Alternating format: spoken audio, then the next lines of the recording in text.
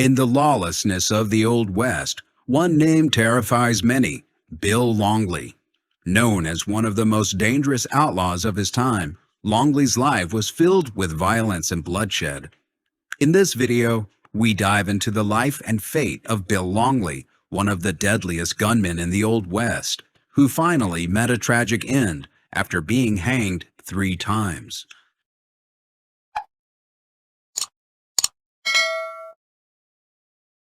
William Preston Longley, also known as Wild Bill Longley, was born in Mill Creek, Texas on October 6, 1851.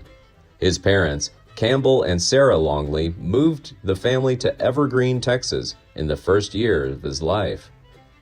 Growing up in Evergreen, young Longley went to school and worked on the family farm. It was during this time that he learned how to use a gun and would soon prove himself to be one of the fastest shooters in Texas, with his ability to aim accurately and engage in numerous small gunfights. Following the end of the Civil War, Texas Governor E.J. Davis created a state police force composed primarily of former slaves, which exacerbated existing tensions between Confederate sympathizers.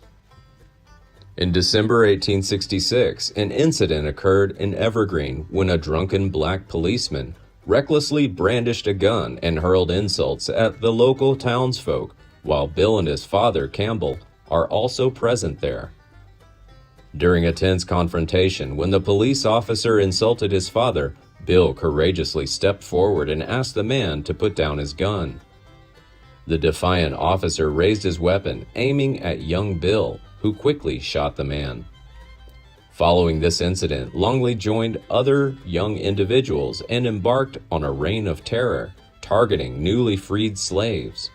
2 black men became the victims of Longley's violent behavior in the town of Lexington, Texas. On December 20th, 1868, Longley, along with Johnson McCune and James Gilmore, intercepted 3 former slaves from Bell County, resulting in the tragic death of Green Evans. For the next 2 years, Longley and his brother-in-law, John W. Wilson, continued to instill fear among black families in south-central Texas. By this time, Longley had gained a reputation as a quick and deadly gunfighter, leading many to seek him out with a desire to win against the fearsome gunman. However, these challengers always failed when confronting Longley on the street. Longley has been involved in a number of conflicts with anyone suspected of being a member of the Union or a freeloader.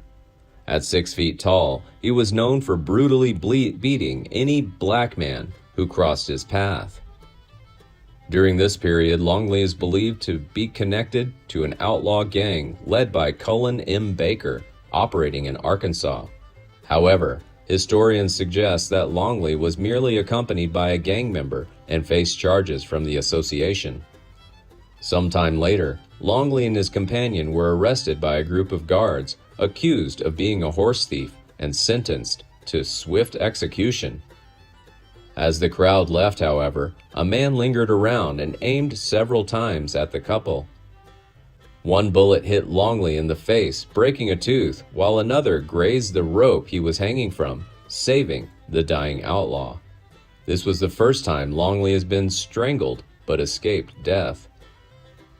In February 1870, Longley and his brother-in-law, John W. Wilson, committed the murder of an African American named Bryce in Bastrop County. They were also charged with the murder of a black woman. The murder of a black woman in March prompted authorities to offer the couple a $1,000 reward. Wilson's brother-in-law died shortly thereafter, prompting Longley to venture north. When he landed the job as a trail driver in Abilene, Kansas, he got into a deadly dispute with his trail boss following a disagreement. In addition, Longley confessed to killing a horse thief named Rector McClellan. He then sought refuge in Leavenworth, Kansas, where he killed a soldier for insulting the honor of Texas women. This time, Longley was arrested, tried, and found guilty of murder. Despite receiving a 30-year sentence, he still managed to plan and successfully escape. Soon after, Longley embarked on a gold mining expedition in the Wind River Mountains of Wyoming Territory. However, their progress was abruptly halted when the U.S. Army intercepted the group, leaving Longley stranded. In June 1870, he joined the United States Cavalry but soon deserted. He was later arrested and faced a military court, receiving a 2-year prison sentence at Camp Stambaugh in the Wyoming Territory. After his release, he briefly rejoined his unit before deserting again on June 8, 1872. Returning to Texas via Parkerville, Kansas, he claimed responsibility for the murder of an individual named Charlie Stewart, but there are no records to substantiate this fact. He'd returned to Texas, Bell County, where his whole family had moved. He then took on the role of a cowboy in Comanche County. It is thought that during this time that he killed a black man and engaged in a brutal gunfight in the Santa Ana Mountains of Coleman County. In July 1873, Longley was arrested by Mason County Sheriff J.J. Finney in Kerr County, only to drive him to Austin with the expectation of a worthy reward. After several days, when the bounty was still not paid to Finney, he decided to release Longley. According to historical data, many believe that a relative of Longley ended up paying Finney. In late 1874, Longley and his brother James Stockton Longley traveled from Bell County to their uncle's mansion in Lee County, where Caleb Longley begged Bill to avenge Wilson Anderson's alleged murder of his son. On March 31, 1875, Longley aimed and shot Anderson dead while he was plowing a field, sending the brothers fleeing north into Indian Territory. In July, James Longley returned to Bell County and surrendered to authorities, eventually acquitted of any involvement in Anderson's murder. However, Bill Longley is still a fugitive, aggressively pursued by the law. In November 1875, Longley killed George Thomas in McLennan County before journeying south to Uvalde County. There, in January 1876, he killed William Schroyer. In February of 1876, Longley shared his crimes with Reverend William R. Lay from Delta County, Texas. However, a dispute with a local man over a girl led to Longley's arrest. In a daring prison break, he escaped by setting fire. One account claims that Longley and Reverend Lay vie for the affections of the same young woman, Reverend trying to protect her from Wild Bill's ferocity. Soon after, Longley took action on June 13, 1876, fatally shooting the Reverend while he was milking a cow. Longley seeks refuge in Louisiana until things calm down in Texas. However, the law caught up with him when Nacogdoches County Sheriff Milton Mast arrested him in DeSoto Parish, Louisiana. Longley was later brought back to Lee County to stand trial for the murder of Wilson Anderson.